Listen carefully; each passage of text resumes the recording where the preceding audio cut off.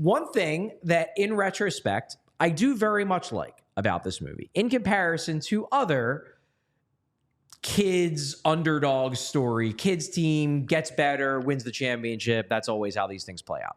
One thing I like about this one in comparison to the other ones is this. It's not just that, oh, this coach came and taught them some new plays and then they came together and learned the game and that's how they won. Yes, if you want to believe that is what happened, you can. But objectively speaking, how this team got good was they get the best player in the league. They go out and they get a big, tough, old power play quarterback with a bomb of a slap shot. And then they go out and they get 2+ skaters. Yeah. That is not like, it's an underdog story, sure. And I'm not denying that the other players in the team did dramatically improve to the point where they are at least passable. But this is not a story of rapid development. This is a story of great signings and acquisitions turning a shit team into a really good one. And I think that is a very accurate way to describe an underdog story. Is like, yeah, you know what? If you look at it, if you really break down the roster, were they really underdogs after they got Adam Banks, Fulton Reed, and two figure skaters? Like, they basically just added Jeff Skinner and Jeff Skinner's sister. That's it's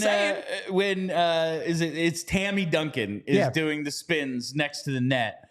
I need to know where all the Hawks hockey IQ is to just walk into and draw a slash.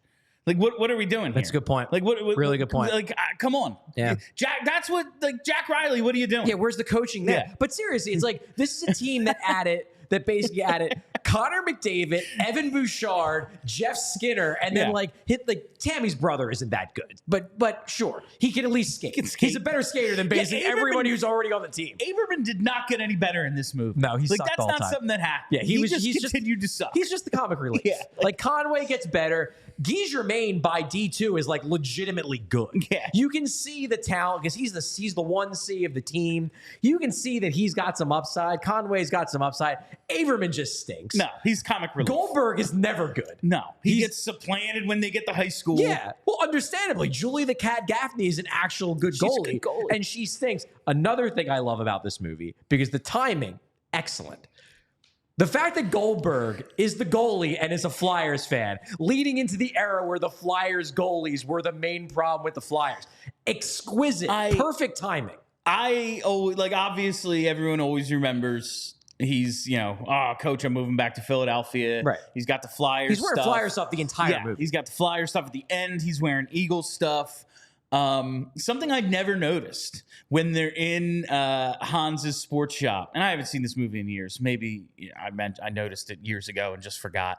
But he's trying on his goalie equipment, and he's got a Pat Stakes sweatshirt on. Does he? I missed that. I missed that. Oh my god! That's good. I was trying to look through the IMDb, all that stuff to see if there was any sort of Philadelphia connection, because it was like, all right, Flyers, Hextall reference. There's a couple hockey stuff. It was like, I don't know. I feel like Pat Stakes, that would be like someone doing something on purpose. I would have to dig into this, but there has to be either the screenwriter or the director must have been for Philly, because they were just too intent on getting Philly references in there. There was clearly an intention, and it wasn't just we have to make it from somewhere else. That is the character Goldberg would still be fine if he wasn't a Flyers fan. Someone in the making of this movie wanted Philly and Flyers in this movie. And there's more Philadelphia references than there are Minnesota.